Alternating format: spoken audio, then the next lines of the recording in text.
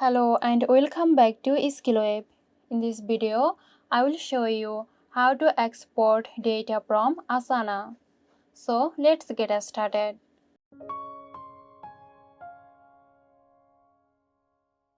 Open Asana in your web browser, then go to the project, task list or board that you want to export. Click on the project's header or the task list title to access the project menu. Select Export or Print from the drop-down menu. Choose the export format. Asana typically offers options like CSV for task and project details, JSON for more extensive data or printing options.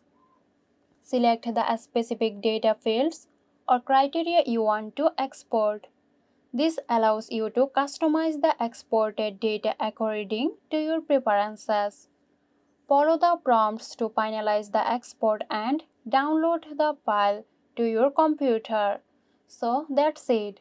Hope you found this tutorial helpful. Stay tuned for more helpful tutorials here at SkillWeb. This video is sponsored by Zoft. Zoft offers graphic design, UI UX design, digital marketing and web development. Elevate your brand with Zoft today. For more details, check the description box.